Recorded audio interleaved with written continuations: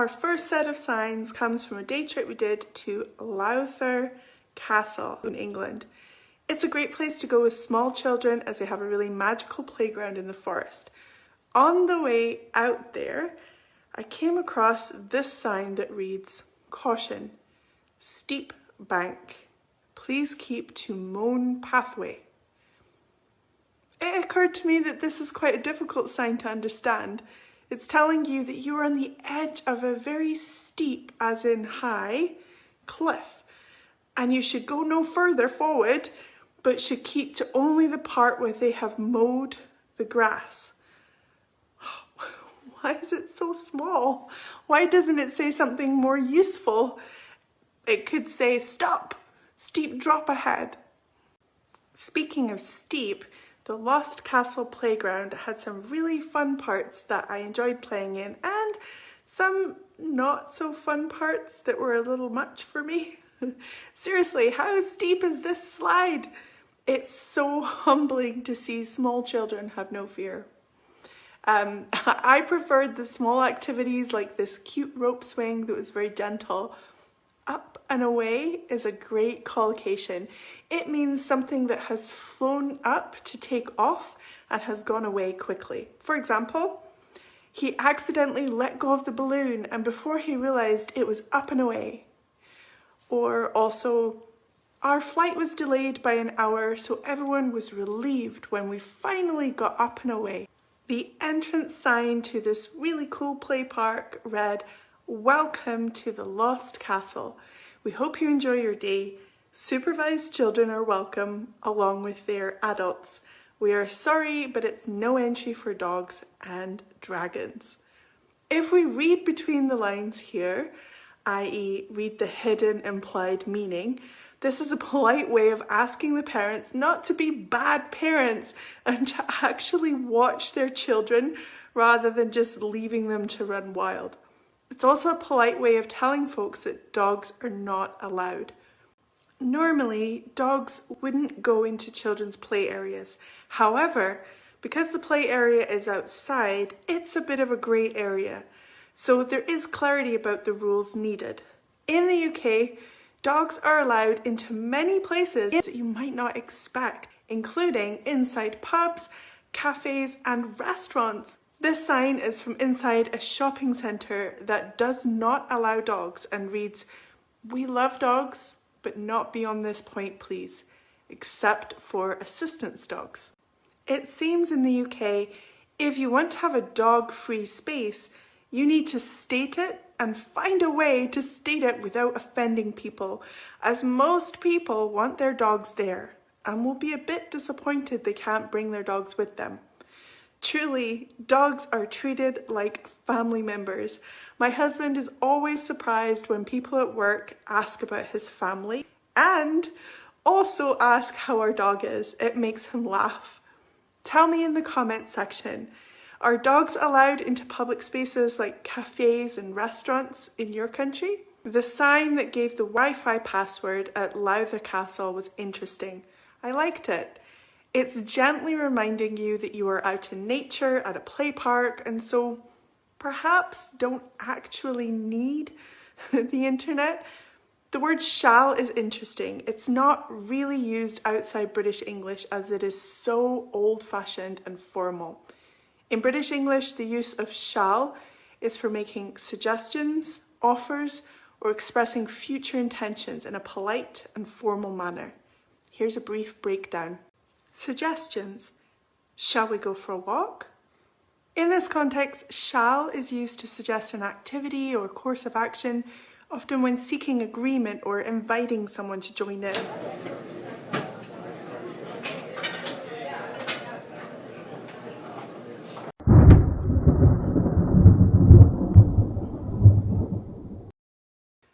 Offers. Shall I help you with your bags? Here, shall is used to offer assistance or to ask if the speaker can do something for the listener.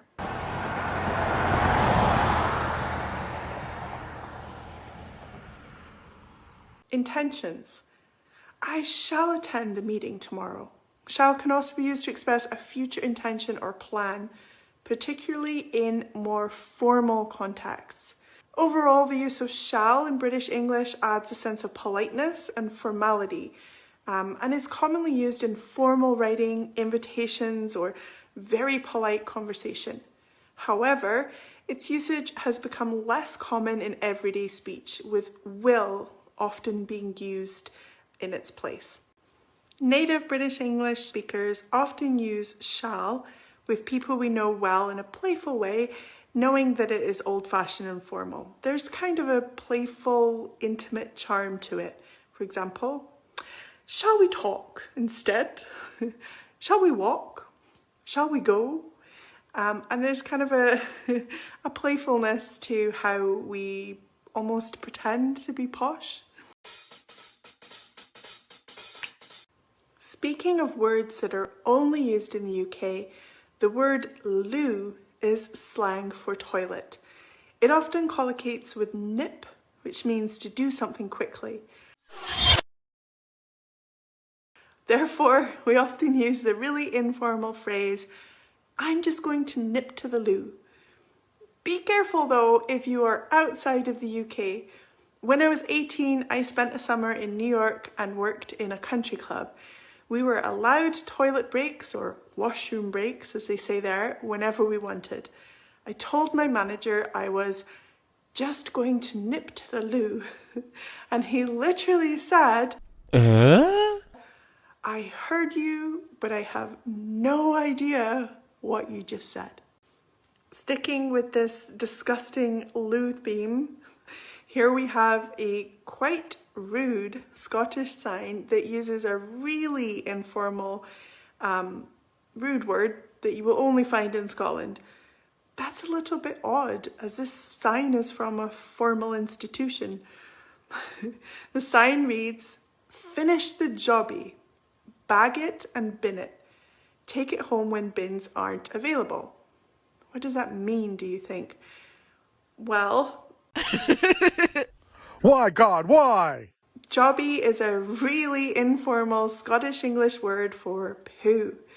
So this sign is using a pun or play on words to say finish the job, as in clean up properly after your dog, pick up their poo with a poo bag, and if there's no bin, take it away with you until you find a bin. Second to last toilet related sign. This one is from Alton Towers, which is, in my opinion, England's best theme park. It reads, please do not flush nappies, paper towels, sanitary towels, gum, litter, your theme park ticket, roller coaster track, or freshly fried donuts down the toilet. Thank you. I found it funny as it's better than a boring sign asking people to be respectful. I took this one in England during the very end years of COVID. This right here makes me laugh because looking at it at the end of COVID, it just seems the definition of pedantic. Pedantic meaning to fuss too much over small details. Oh my goodness, who doesn't know how to wash their hands? This sign is also a COVID era one.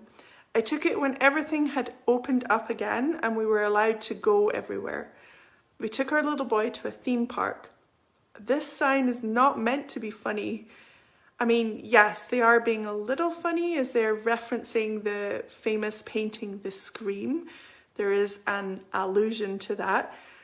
But goodness, they really did want people not to express their emotions by screaming. I was still fairly new back into living in the UK and still suffering from a little reverse culture shock at that time. And it just seemed like the most British sign I've ever seen. Yes, we want you to enjoy the ride and have fun, but no, you cannot express any emotion about it. As a nation, we Brits are both overly pedantic and reserved, and also fairly silly. I really love whoever it is in Penrith in England who's gone all over town putting up silly signs next to the official government ones. This one read, "No twinning, you're making us all miserable," and that made me laugh. All over the UK, there are places that are twinned or matched with other European villages, towns and cities. This practice was started after the Second World War with the good intention of creating friendship and repairing relationships between France, Germany and the UK. Officially, these twin towns are supposed to represent a friendship agreement, mutual cooperation, and governments interacting well together. Unfortunately, the reality is a lot of money is spent on government officials going to visit each other, and often the average citizen doesn't see or hear about what the twinning actually means, and so there is sometimes a feeling that there's no actual value offered. I like this joke sign. I also kind of like twinned towns. It's nice to think about a group intention to try to maintain a positive connection. Here's a very silly one from Alton Towers. It's funny because we've all done it. Well, I certainly have done it. I've passed by a window and used the reflection to see if I look okay, to check myself out. To check something out in this context means to examine something to determine its quality, authenticity, or truthfulness. For example, I checked my hair out in the mirror before my date. I checked the new restaurant out before I took my mum there for her birthday. This sign is just pure silliness. Postal service, only available on days not ending with a Y. It's a little bit tongue-in-cheek, i.e. playfully criticizing through jokes. And it's kind of tongue-in-cheek saying post offices are closed too often. Okay, moving on. This one is just a bit silly. Usually free range collocates with chickens and means chickens who can roam all over. They are free to go where they want. Here it is being used with children just to stress to drivers that children are playing everywhere here. They have free range.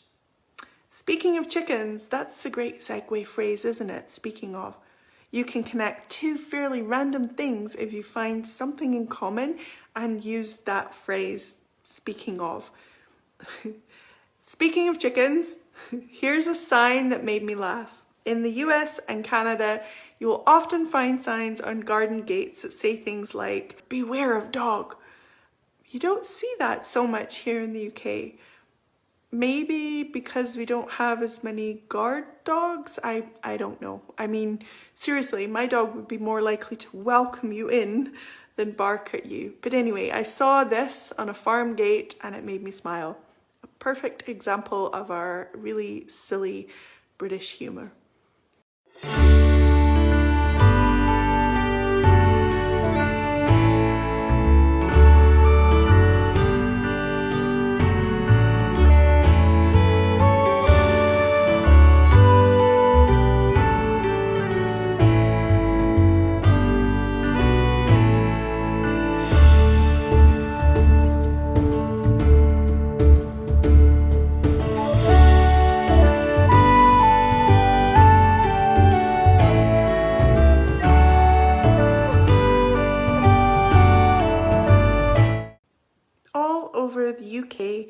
There are signs that say things that happened on that site years ago in history. Perhaps it was where someone famous was born or where a big battle was fought. This sign, not so much. It's just a bit of silliness, poking fun at the need to remember every tiny bit of our history. Here's a random cute signpost from our camping site. There's not really any value vocabulary-wise, it's just the most stereotypically touristy sign I think I've ever seen. This tiny sign at the top of this bin says, "Stub it out." Tell me in the comments, what do you think that area on the top of the bin is for? This sign reads, "There has been a spate of bike and paddleboard thefts in the area." It was at one of the campsites we visited. I was really surprised, as most places we camp at are really safe and people are kind and look after one another. It was sad to see that there had been a spate of thefts. What do you think a spate of something means? It's a large, sudden, or excessive occurrence of something, typically events or actions of a similar nature. For example, a spate of robberies, a spate of accidents, a spate of protests, a spate of resignations, a spate of wildfires. These phrases all indicate a sudden, a notable increase in the frequency or occurrence of the events or actions. We can also use it for positive increases. For example, a spate of weddings, a spate of new job openings, a spate of innovative discoveries. I'm going to give you an uplifting sign. It's from the area you queue in at a theme park I went to with my little boy. It's literally asking people to keep moving forward slowly so that the line can keep moving and not get stuck. If you've been waiting for a sign about your English, here you go. This sign is for you. Maintain forward movement. Keep learning new words, keep using them, keep going. If you want more help as to how to keep going with your vocabulary, you might want to check out this video here. Thanks for watching. See you in the next one.